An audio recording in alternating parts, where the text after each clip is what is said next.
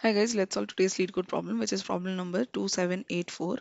Check if array is good. Okay, that's an easy problem. You're given an integer array nums. We consider an array good if it is a permutation of array of base of n. So what is base of n? It is consisting of 1, 2 up till n minus 1 and then n and n. Okay, n is twice. In other words, if it is an array of length n plus 1 which contains 1 to n minus 1 exactly once plus 2 times occurrence of n. Okay, for example, base of 1 would be 1 and 1, base of 3 would be 1 2 3 and then 3 again. Then return true if the given integer is good, otherwise return false. Okay, so a permutation of integer represents an arrangement of these numbers. So now if we see this one, we have known that array base of n is basically of length, array of length n plus 1. So what is this? This represent base of 2. Okay, because length is 3, so this represent array of n plus 1, right? So this is base of n, which is nothing but base of 2. Okay, so now let's see how does base of 2 would look like. So it would be 1 2 and then 2 again, right? So but here if we see, it is 1 2 and 3. So this 3 is outside, this is extra. Okay, so this is not a good array, so we return false. Now let's say this example. So here size is 4, which means it is a base of 3. Okay, this base as n, right? So if we take it this as 4, so this size would be 3, like that. So now 1 3 3 2. So if we see base of size 3, how would it look like? 1 2 3 and then 3, right? From 1 2 3 and then 3 again. So but in this example, we have to see if this is a permutation of this number or not. And we see this is a permutation, only ordering has changed. Otherwise, it is all numbers which is there in the base of n, it is there in this array also. So for that reason, the answer is true. Constraint if we see, so nums of I is from 1 till 200 and also length is very minimal. So whatever brute force approach we write, it will work. Okay. So approaches that we are going to cover is, one is brute force and then optimal, and we're also going to discuss, I mean, maybe in your mind XOR approach or some based approach or whatever different approach might have came. So why that fails? Okay, so we will understand why XOR and other kind of approaches fails. Now let's just understand the key observation. So we need to make see if array is good or not, and when is array good? If it is a permutation of base of n. So we will say that from 1 2 3 up to whatever it is x, it will be 1 till x, and then after that it will be another x, like that. Okay, and permutation means just the we have to check if this is the base of n, then all elements from this exist in our array or not. Okay, I mean, ordering doesn't matter, just the permutation. Now let's see the brute force approach. Now let's say we are given this array, and what if we just sort it? So after sorting, it will look something like this. And what we said, how does our base look like, base of n? It looks something like 1 2 3 so on till x and then x, right? The last value, this x is nothing but the last value of this length. Okay, so if this is of length, here if you see, this is of length was 4, right? So it will go from 1 till n minus 1, that will be 1, and then another again it will be n minus 1. So here if we create a base array of length 1, length 4, then it will be 1 2 3, because n minus 1 is 3, and then again another n minus 1, that is again 3. So this is how base of n would look like. Now here size is 4, we have to see if this is a permutation of what is given or not. So it is permutation, and approach is we sorted it first. So after sorting, it looks like this, right? So this is after sorting, and this is how base of n is. Now what we do the comparison, we sort it, then we know it will be in sorted manner. So in sorted manner, we can do a simple comparison, that from 1 to n minus 1 we will check just this, and the last one would be for last value should be from the exactly n minus 1. Okay, so This is the approach for this. Now if we see the comparison also, if we do so, after sorting we start from here and we will see if this is equal to 1, right? If this is equal to 2, right? If this is equal to 3, right? So we iterated for this n minus 1 and we checked, okay, all of these are good. It should be from 1 till n minus 1 and it is 1 till n minus 1. Now for last one we need to check that if it is exactly n minus 1 or not. If it is, then we are good. Okay, so that's the core. So above we took the value for n minus 1, right? So every time we were going from 1 till n minus 1 and then value would be again n minus 1. So rather than doing this, we have taken the size itself as n minus 1. Okay, the size minus 1. So now how it is that 1, 2 and so on till n and then n. Okay, this is how my array would look like. So I'll iterate over this and I will do the comparison one by one and see. So first is we have sorted it and then we are going from 0 till n. Okay, so till n means it will go iterate for this much only. Now we are checking if nums of I is not equal to I plus 1. So this indexing is something like this, right? 1 2 till n minus 1. Indexes are like this, but values are plus 1 if you see. So we will check if nums of I is not equal to I plus 1. I is the index. If that is not equal, which means we are our this is not a good array, so we can return false. And at the end for this value we need to do the comparison since we have this as n minus 1 initially, so nums of n should be equal to n. Okay, and in our case n is exactly n minus 1, not n. So if this value is not equal to n, then it will return false. If it is equal to n, which means this is a good array. So yeah, that's all for this. And time complexity, if you see it, so it is n log n for sorting, another n for this loop. Okay, so altogether O of n log n plus space complexity is O of 1. So that's about the brute force. Now let's see if we can optimize it. I mean, do we really need this sorting? We need to think that. So instead of sorting, what if we have this count array? So which will tell me the frequencies of this number. Okay. So if you see 1, 0, 1, 2, 3, like this, we can have this frequency array. Now, whenever we come to this, we will just update its frequency. Okay. So we came to this value. So you see, right, it is from 1 till n minus 1. Size was n and values are from 1 to n minus 1.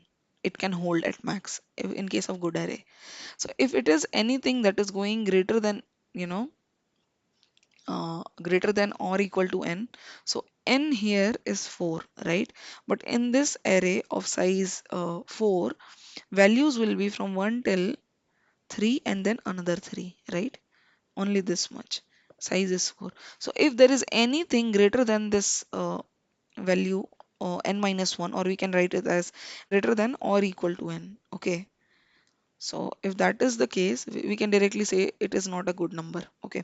Because if there is anything as 4 or 5 or 7 or whatever, anything greater than 3. So greater than or equal to 4 if we write. So it is not a good array. So we can return false. Now let's see the count array. So we will keep on updating this. Okay. So first we had this check so that we don't keep on updating the out of bound indexes because we have initialized this as 4 length array only. So for 1 we will say okay, count is 1. Initially all will be 0. Okay, now for this one it is 1. Then we came to 3, so for 3 it is 2. Then we checked for this 2, this 3. Then again sorry, here it was 1. So was this 3, again the value is coming as I mean one more, so we will update it to. Now we see this value has been updated to 2, but we need to check that if the values the count that we are updating is greater than 1. So if it is greater than 1, then it can be only for 3, right? Nothing, no other index could have the count greater than 1, right? And not just greater than 1, it should be exactly 2. If it is greater than 2, then also it's a problem. So it need to be exactly 2. So if it is anywhere going greater than 2, we need to check if it is this value or not. If it is, then it has to be exactly 2. If not, then it will be not a, or if there is any other number which is index that is coming as 2, count as 2, then that is also wrong, so then also we will return false. So what we can do in first step we can build this count array. In second step we can check for this count. Okay, so we will see for these indexes, we'll start from here till here, and we will see if this value all holds as 1 or not, and for the last one we can see it should hold the count as 2. If not, then there is a problem. Okay, it's not a good array. So this is the two step thing that we can do, but rather than doing two step, optimally we can do it in one step only. Okay, so in one step only we will keep on building this count array, and we will keep on checking that after every update, if this count has become 2, okay, if it has, then it need to be this one. Okay, when greater than, if it is greater than 1, then it need to be this value only, with the count being 2, nothing more than that. So that is the check that we have to do. Okay, so that is about this count array. Now let's check the code. So same array of size n, this count array of size n comma 0, and here we have this loop which is going from this which is iterating over this loop, and here we are checking for each num if this value is greater than equal to n or not. If it is, then we can directly say false, right, as discussed above. So now for this count of num, uh, I think I have missed one step here. So here it is count of num plus plus. Okay, so this is the step that I missed. So we are updating the count every time. First was out of bound conditions, we will don't update the count for those, we will directly return false. Now then next is we are checking, we are incrementing the count.